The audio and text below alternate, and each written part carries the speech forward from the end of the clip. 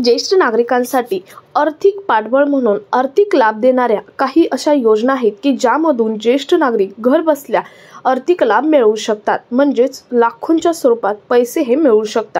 हो, तुम्ही खरं ऐकले। प्रगत वय हे वारंवार एक कमतरता म्हणून पाहिले जाते। प्रगत वय म्हणजे जसे तुम्ही वृद्ध वयात होत जाचाल, वृद्ध वय तुमचं होत जाईल तसे एक तुमची कमतरता म्हणून पाहिली जाते। तरीही भारतातील एक ज्येष्ठ नागरिक म्हणून तुम्हाला अनेक आर्थिक फायदे मिळू शकतात। बऱ्याच ज्येष्ठ नागरिकांना हे आर्थिक फायदे अजूनही माहीत नाही। तुम्ही घर बसल्या आर्थिक फायदे हे मिळवू शकता।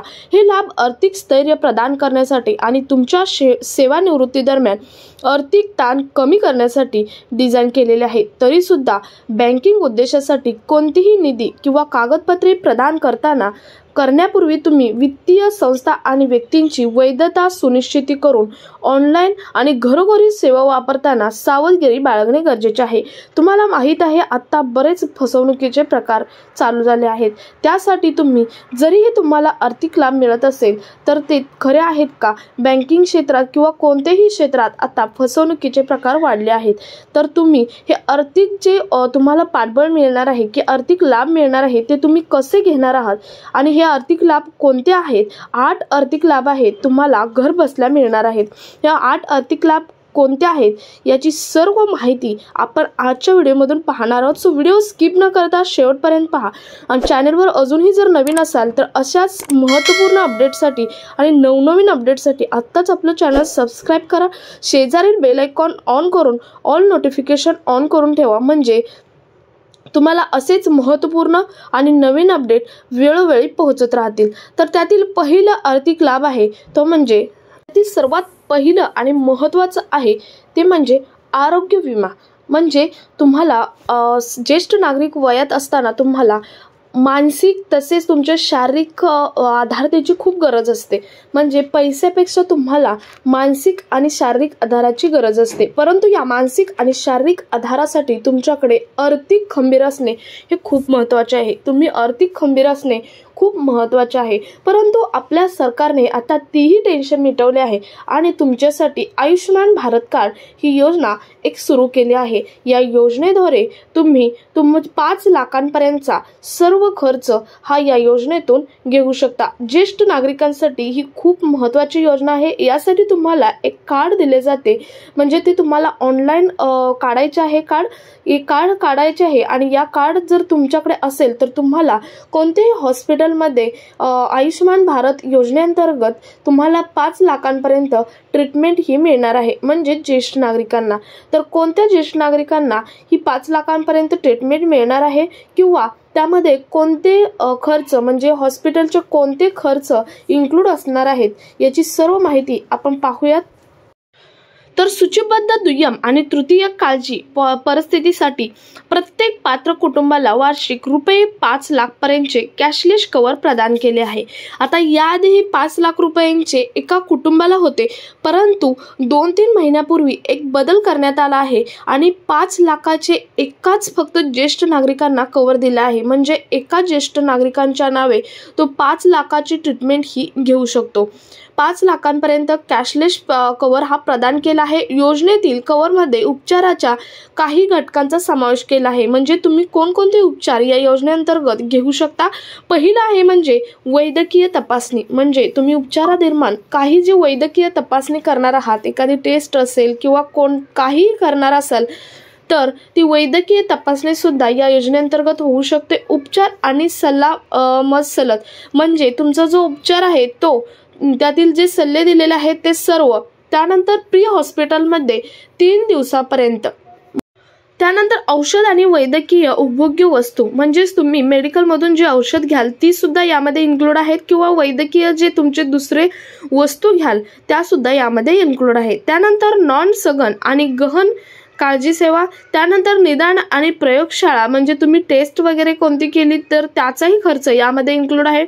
वैद्यकीय रोपण सेवा आवश्यक असल्यास ते सुद्धा यामध्ये इन्क्लूड आहे।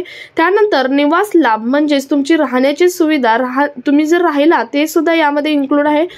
त्यानंतर अन्न सेवा म्हणजे तुम्ही तिथे राहिल्यानंतर, हॉस्पिटलमध्ये राहिल्यानंतर तुम्हाला जे अन्न पुरवठा केला जातो ती सुद्धा यामध्ये इन्क्लूड आहे, त्याचा सुद्धा खर्च या योजनेतर्फे केला जाणार आहे। त्यानंतर उपचारादरम्यान उद्भवणारी कोणतीही गोष्ट असेल, दुसरा कोणतं ट्रीटमेंट उद्भवली तर त्याची सुद्धा ट्रीटमेंट यामध्ये होणार आहे। त्यानंतर रुग्णालयात दाखल केल्यानंतर 15 दिवसापर्यंत फॉलोअप काळजी, म्हणजे तुम्ही रुग्णालयात ज्या दिवशी दाखल झाला आहात तेव्हापासून 15 दिवसापर्यंत तुमचं रोज जो फॉलोअप होतं त्याची सर्व ट्रीटमेंट यामध्ये इन्क्लूड आहे। म्हणजे हे सर्व खर्च हे आयुष्यमान भारत योजना या योजनेअंतर्गत होणार आहेत। ही योजना बदलली आहे। पहिली एका कुटुंबावरती 5 लाख रुपयाची योजना होती, परंतु आता ज्येष्ठ नागरिकांसाठी ही योजना, या योजनेचा रूल चेंज केला आहे मागच्या 2-3 महिन्यापूर्वी। यामध्ये एकाच ज्येष्ठ नागरिकाला 5 लाखाचा कव्हर हा मिळणार आहे। तर पहिला आर्थिक लाभ तुम्हाला समजला असेल की आरोग्य विमा। मी पहिल्यांदा सांगण्याची गरजच ही आहे, पुढे अजून 7 आर्थिक लाभ आहेत। यामध्ये पहिल्यांदा हा सांगण्याची गरजच ही आहे की ज्येष्ठ नागरिक वयामध्ये आरोग्य शारीरिकदृष्ट्या खंबीर असणे हे खूप महत्त्वाचे आहे। शारीरिकदृष्ट्या ज्येष्ठ नागरिकात म्हणजे वृद्ध वयात जो ज्येष्ठ नागरिक असतो तो डगमगतो आणि त्याला आरोग्य विम्याची खूप गरज असते। त्यामुळे आपल्या ज्येष्ठ नागरिकांसाठी आपल्या सरकारने आयुष्यमान भारत कार्ड योजना ही योजना सुरू केली आहे। एकाच ज्येष्ठ नागरिकाला 5 लाखांपर्यंतचा सर्व लाभ हा घेता येऊ शकणार आहे। तर ही होती पहिली आर्थिक लाभ मिळण्याची योजना। त्यानंतर दुसरी पाहूयात। त्यानंतर दुसरा आर्थिक लाभ आहे तो म्हणजे ठेवींवर जास्त व्याजदर। आता वृद्ध नागरिक वय म्हणजे ज्येष्ठ नागरिक वय असतं ते आयुष्यभर कमवलेली कमाई जी असते ते आपल्या म्हातारपणात कुठेतरी उपयोगी येईल यासाठी ज्येष्ठ नागरिक त्याची गुंतवणूक करून ठेवतात आणि त्याच्यासाठी त्यांच्या 2 योजना महत्त्वाच्या आहेत, ते म्हणजे सिनियर सिटीजन सेव्हिंग स्कीम आणि एफ.डी। ह्या 2 ज्या योजना आहेत यामध्ये पैसे गुंतवले जातात। यामध्ये सर्वात महत्त्वाचं म्हणजे 0.25 to 0.75 इतर योजनांच्या तुलनेत 0.75% इतर योजनांच्या तुलनेत जास्त व्याजदर हा दिला जातो। म्हणजे जवळजवळ 7.5 ते 8.7 पर्यंत व्याजदर या 2 योजनांवर दिला जातो। या सर्वात महत्त्वाच्या योजना आहेत। तुम्हाला दुसऱ्या कोणत्याच योजनेवर इतका व्याजदर दिला जात नाही किंवा अदर जे पर्सन्स आहेत, अदर जे पीपल आहेत त्यांच्या तुलनेत ज्येष्ठ नागरिकांना जवळजवळ 0.75% व्याजदर हा जास्त असतो। तर ठेवीवर जास्त व्याजदर असतोच। हे वाढलेले दर त्यांना त्यांच्या बचतीवर अधिक अनुकूल उत्पन्न मिळवण्यासाठी मदत करतात आणि त्यांच्या सेवानिवृत्तीच्या दरम्यान अतिरिक्त उपचारासाठी त्यांना किंवा अतिरिक्त जे त्यांचा खर्च आहे त्यांच्यासाठी ते त्याला मदत करतात। म्हणजे तुम्ही एफ.डी किंवा सिनियर सिटीजन सेव्हिंग स्कीम यामध्ये जर पैसे गुंतवले तर तुम्हाला ज्येष्ठ नागरिक वयामध्ये हे पैसे खूप कामी पडणार आहेत। तर ही दुसरी होती मुदत ठेवीवर जास्त व्याजदर वाढ, ही दुसरी योजना होती आर्थिक लाभ मिळण्याची। तर सार्वजनिक वाहतूक म्हणजे ज्येष्ठ नागरिक वयात जर तुम्हाला ट्रॅव्हलिंग करायचं असेल तर त्यामध्ये सुद्धा तुम्हाला सवलत दिलेली आहे। अनेक राज्य परिवहन विभाग बस किंवा ट्रेन सेवा वापरत असलेल्या वृद्ध व्यक्तींसाठी सवलतीच्या दरात उपलब्धता करून दिलेली आहे। ही सवलत मानक भाड्याच्या 50% पर्यंत पोहोचू शकते आणि आता एसटी मध्ये म्हणजेच जी बस असते त्यामध्ये 50% सवलत ही दिलेली आहे, ज्यामुळे ज्येष्ठ नागरिकांना आर्थिक पाठबळ हे मिळणार आहे। तर ही तिसरी योजना होती जी ज्येष्ठ नागरिकांना आर्थिक लाभ हे मिळवून देऊ शकते। त्यानंतर पुढची योजना आहे मालमत्ता करातून सूट। भारतातील काही प्रदेश ज्येष्ठ नागरिकांना मालमत्ता करात सवलत देतात, ज्यामुळे वृद्ध मालमत्ता धारकांचा नियमित मालमत्ता कर कमी करून त्यांच्यावरील आर्थिक तणाव हा कमी होऊ शकतो। सर्वात महत्त्वाचा हा आर्थिक सूट आहे ते म्हणजे मालमत्ता करातून सूट। त्यामुळे वृद्ध नागरिकाचा ताणतणाव हा कमी होऊ शकतो। त्यानंतर पुढचा आर्थिक लाभ आहे तो म्हणजे मालमत्तेच्या भेटीवर मुद्रांक शुल्कांक सवलत।